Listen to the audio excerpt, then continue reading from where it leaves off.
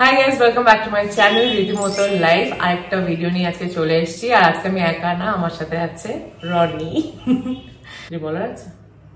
Just আমার তো welcome করতে হবে সবাইকে, আর কিছুই না।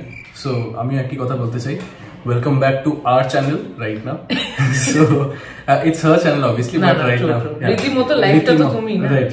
So it's our channel, so welcome back to our channel.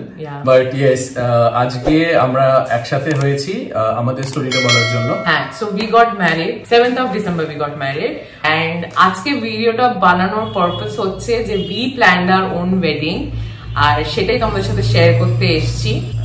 আমি তো আড্ডা মারতে এসেছি। অ্যাকচুয়ালি ডিসেম্বর মান্থটা we got married on the 7th of December। তার আগে প্রিপারেশন আর সব মিলিয়ে টিল আমাদের রিসেপশনটা হয়েছে, সেইখানে অব্দি it was a beautiful journey for me, for her, for all of us, all our friends and relatives.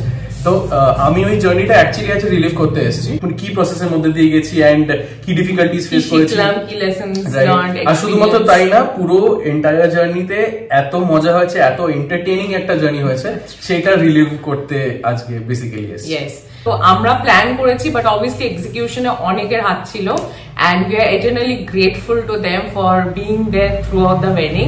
আমরা এখানে এই ভিডিওটা নিয়ে আসার একটাই রিজন, সেটা হচ্ছে যে এক তো অবভিয়াসলি শেয়ারিং আর এক্সপিরিয়েন্সেস, আর যারা তোমরা ফিউচারে নিজেদের বিয়ে নিজেরা প্ল্যান করছো বা হাজবেন্ড ওয়াইফ একসাথে, হাজবেন্ড ওয়াইফ না কাপল একসাথে বসে প্ল্যান করছো, তাদের জন্যে we want to share our experiences and our কি বলবো learnings এখান থেকে, এই এক্সপিরিয়েন্স থেকে, যাতে তোমাদের যদি কিছু হেল্প হয় এখান থেকে, দেন গ্রেট, মানে তার থেকে ভালো কি হতে পারে। সেই এক্সপিরিয়েন্সেস গুলো কিভাবে প্ল্যান করলাম সবকিছু A to Z, সেগুলো তোমাদের সাথে শেয়ার করতে এসেছি।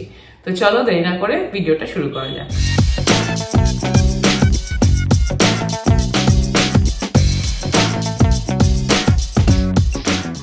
তো আমরা একসাথে লাস্ট 6+ ইয়ার্স ধরে একসাথে রয়েছি, আমি রিলেশনশিপে আছি। আই থিঙ্ক রিলেশনশিপের শুরু থেকেই we knew কি we want to be together, না it was always কি আমরা সারা জীবনের জন্য একসাথে, হ্যাঁ we are together।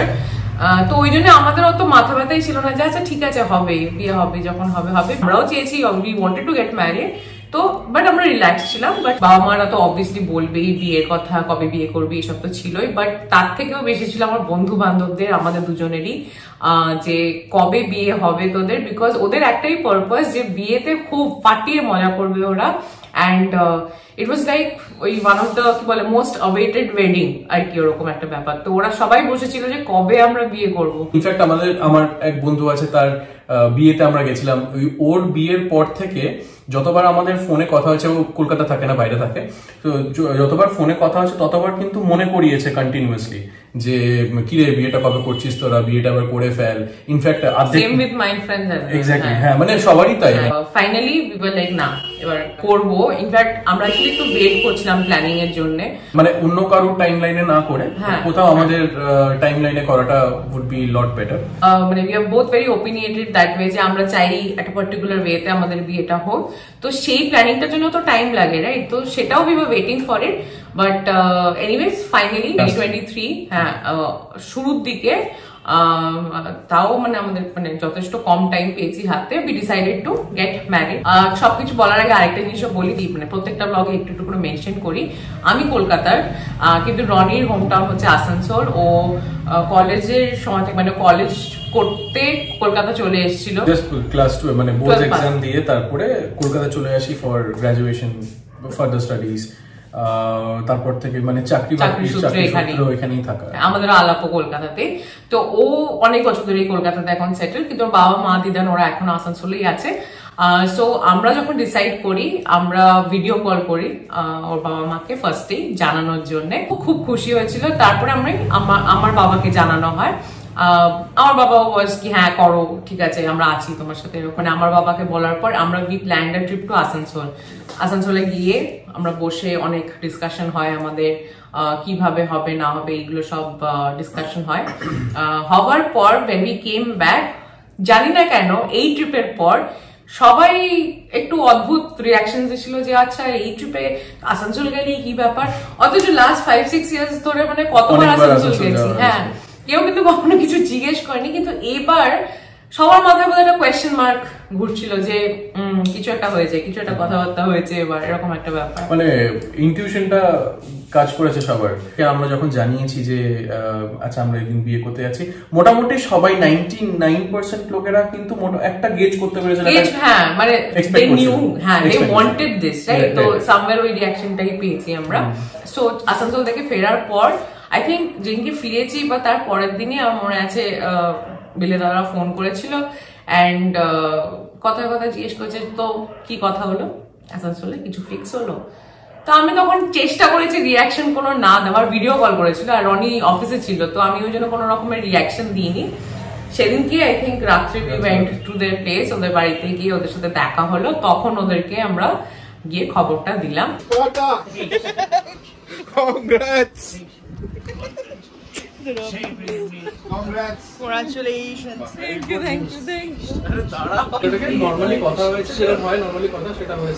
তো তোমরা দেখলে বিলাদাদের রিয়াকশন। নেক্সট আমি জানিয়েছিলাম তৃষিতাকে। তৃষিতা আমার স্কুল ফ্রেন্ড, বাট আমার ইচ্ছে ছিল সবকটা স্কুল ফ্রেন্ডকে একসাথে নিয়ে বসে জানানোর, কিন্তু এই পার্টিকুলার ডে যেদিনকে ওকে বললাম সেদিনকে আমার একটা ভেন্যু দেখতে যাওয়ার কথা ছিল ফার্স্ট টাইম, আর সন্ধ্যাবেলা মানে একটু লেট হয়ে গেছিল অ্যান্ড ও অ্যাভেলেবল ছিল না, ওর কোনো মিটিং ছিল। তো আমি তৃষিতাকেই বলেছিলাম যে তুই চল আমার সাথে। তো অবভিয়াসলি আমি ওকে তো ডিরেক্টলি নিয়ে যেতে পারি না, তো আমাকে ওকে কিছু একটা কনটেক্সট দিতে হবে যে আমি ওকে কোথায় নিয়ে যাচ্ছি, কেন র্যান্ডমলি একটা ব্যাংকুয়েটে নিয়ে এসেছি। সো ও বিকেল আমার বাড়িতে এসেছিল আর আমি তখন ওর রিয়াকশনটা নিয়ে ওকে জানাই। So I want to tell you something. I think I know, but whatever. You know, we went to Asansol. Yeah. So we want to do it this year. Like proper marriage. Yeah. Marriage this year. Yeah. Then 7th of December this year. তো এবার প্রেপস শুরু করতে হবে।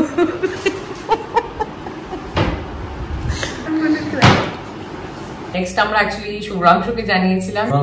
শুভ্রাংশুর wife Sneha আর ওদের সবচেয়ে মানে ওদের বাড়ির সবচেয়ে কিউট মেম্বার বাচ্চা লিওর কোনো রিঅ্যাকশন ছিল না, বাট হ্যাঁ, বাট বিয়েতে খুব মজা করেছি।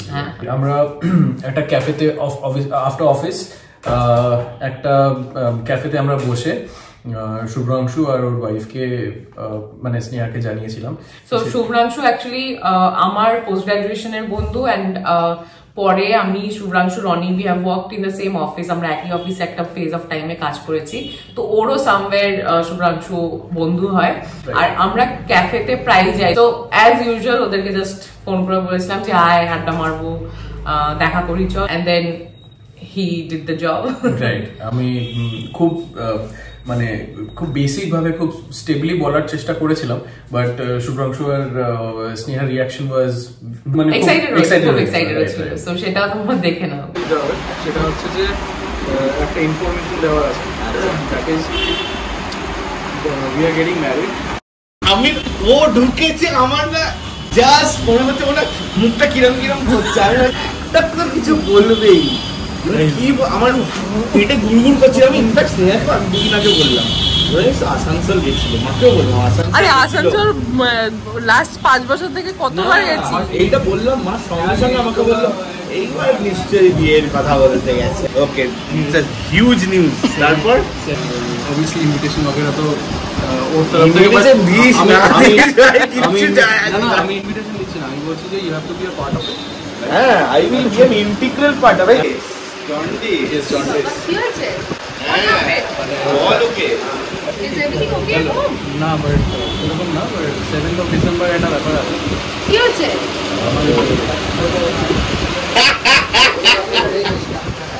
WTF? Fantastic news. যেরকম বললো না, most people were expecting this to happen because they have waited, অনেক লম্বা টাইম ধরে ওরা ওয়েট করছে কি কখন হবে, সবাই খুব এক্সাইটেড ছিল। মানে আই থিঙ্ক শুভ্রাংশু সিংহার রিয়াকশনস দেখে তোমরা বুঝতেই পারবে আমাদের কতটা ভালোবাসে বা কতটা ওরা ইনভলভ ছিল থ্রু আউট দ্য ওয়েডিং আর কি। That everybody, মানে everybody was there. And last যেটা আমি সবচেয়ে বেশি নার্ভাস ছিলাম জানাতে ছিল আমার স্কুল ফ্রেন্ডস এর গ্রুপ। মানে তোমরা ভিডিওটা দেখবে, আমি লিটারালি তৃষিতার হাত ধরে বসে আছি, কারণ আমার জানি না কেন মানে ভেতরটা মানে অদ্ভুত লাগছিল, কারণ আই থিঙ্ক ওই পয়েন্ট অফ টাইম থেকে আরো রিয়েল হয়ে গেল ব্যাপারটা যে আচ্ছা উই আর গেটিং ম্যারিড। এরা আমার খুব ক্লোজ গ্রুপ অফ ফ্রেন্ডস আর কি, স্কুলে একসাথে বড় হয়েছি, তো সামহাও ওদেরকে বলতে সবচেয়ে নার্ভাস লেগেছিল আমার। অ্যান্ড রিয়াকশনস গুলো মানে অ্যামেজিং রিয়াকশনস পেয়েছি।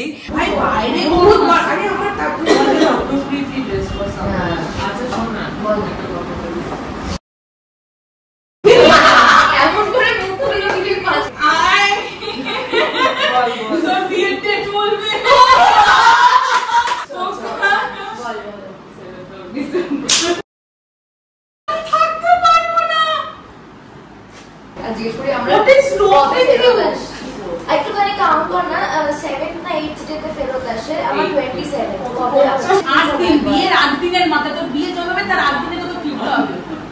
27 28 29 30 and 4 তারিখে তো ঠিক আছে। I'm back. আরে কংগ্রাচুলেশন, 24 তারিখে পরীক্ষা। এই বাবা 24 চলে আয়, জাস্ট চলে আয়। আচ্ছা আরেকজন বাকি আছে, এক মিনিট তোরটা কি হলো? তুই অফিসে বল ডিলে করতে ব্যাপারটা, তুই খবরই নিস না তো। এক মিনিট আচ্ছা এবার তুই বল, ফার্স্ট থেকে বল, মানে হাউ বিয়ে কবে? 7 ঠিক আছে, জাম্পে হয়েছে। Congrats, thank you. কিসের জন্য?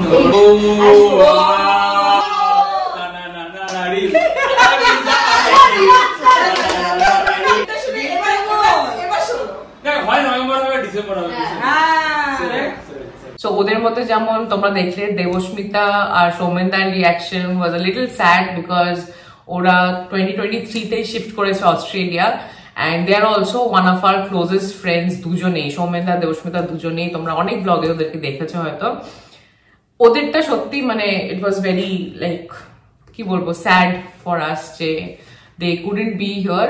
যেরকম বললাম সবারটা নেওয়া হয়নি, but these were some of the reactions that আমরা ক্যাপচার করতে পেরেছি। বেসিক্যালি আমরা বিয়ের নিউজটা সবাইকে দিয়ে তো দিয়েছি, কিন্তু আমাদের কিন্তু এখনো অনেক কিছু পেন্ডিং ছিল ইন টার্মস অফ অ্যারেঞ্জমেন্টস, মানে যেরকম ভেনিউ বাকি ছিল, ডেকর সেট করিনি আমরা, ফুডের কিছু সেট করিনি, তো মোরলে সবকিছু বাকি ছিল। ইনফ্যাক্ট আমরা যখন ভেনিউ দেখতে যাচ্ছিলাম আমার মনে আছে আমি 2টো ডেট বলছিলাম, বিকজ অ্যাভেলেবিলিটিটা খুব চাপের হয়ে গেছিল ওই সময়টা, কারণ ডিসেম্বরে দুটোই ডেট ছিল, 7th of December and 15th of December. Right. 15th was like the সবচেয়ে পপুলার ডেট ছিল 15th, কারণ সারা দিন ধরে 15th-এ লগ্ন ছিল, আর 7th-এ একটা অড টাইমে ছিল, কিন্তু অলসো থার্সডে ছিল, তো গোধূলি লগ্ন থার্সডে খুব শুভ হয়, তো এই দুটো ডেটস অ্যাভেলেবল ছিল যখন আমরা পঞ্জিকা দেখেছি। তারপর আবার মনে হয় 9th-ও ইনক্লুড করে দিয়েছিল পরে কখনো, 15th-টা আমরা অ্যাভয়েড করতে চাইছিলাম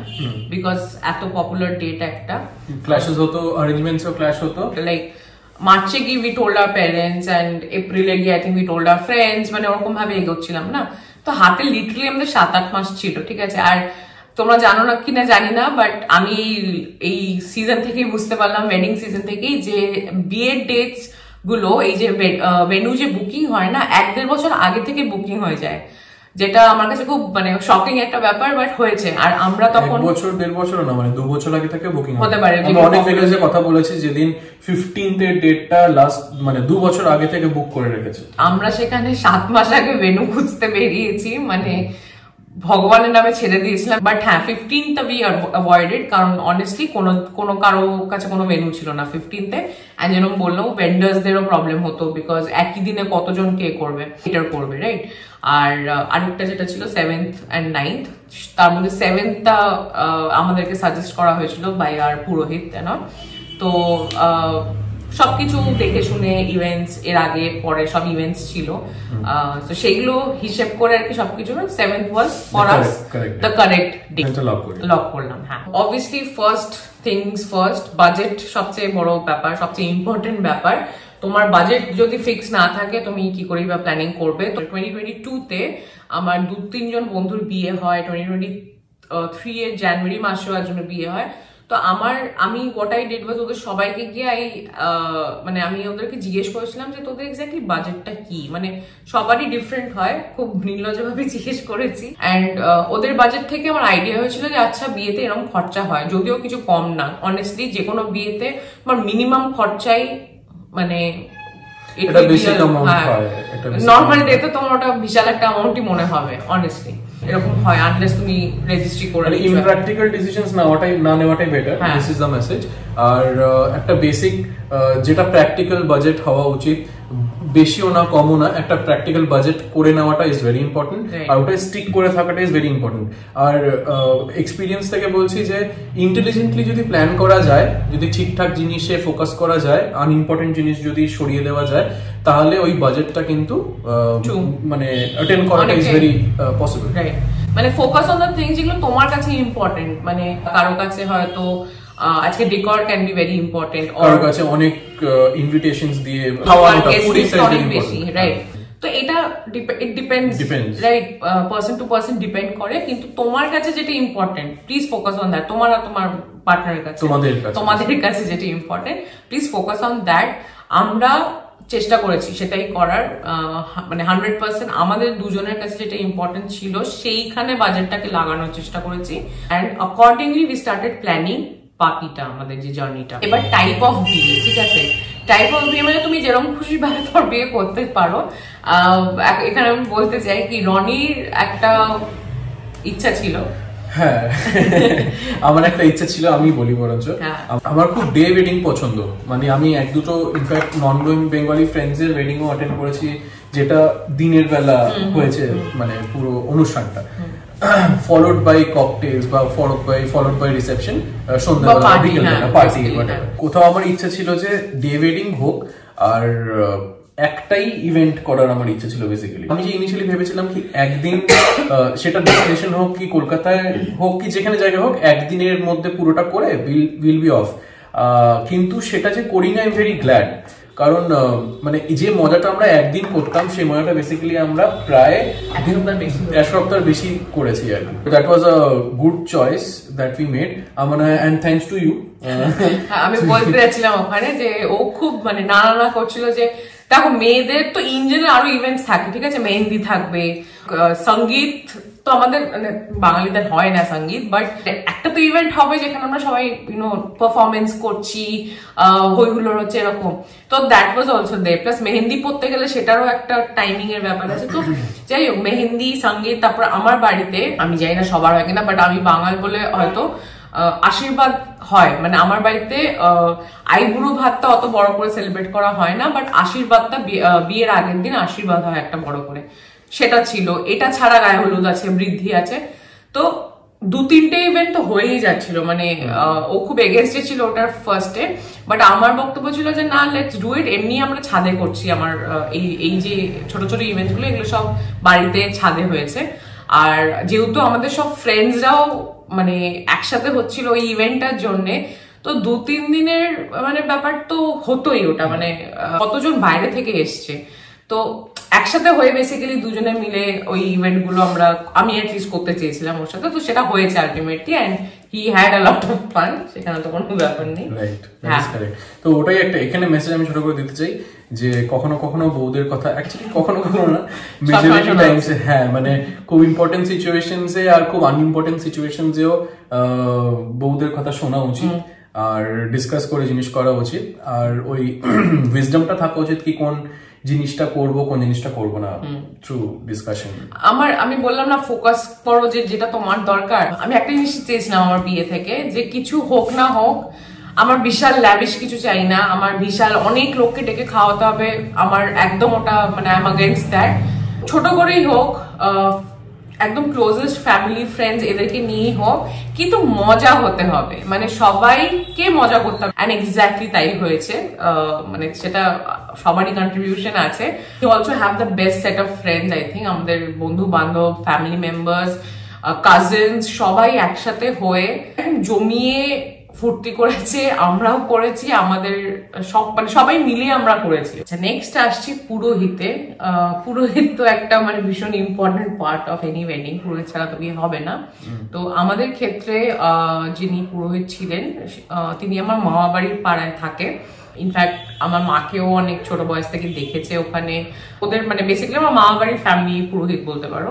তো ওই জন্যে যদিও আশেপাশে লোকালি নিতেই পারতাম, কিন্তু ওনার সাথে একটু চেনা জানা ছিল, প্লাস যেহেতু ফ্যামিলির একজন আর কি, তো ডিসাইড করে যে ওনাকে দিয়েই করাবো।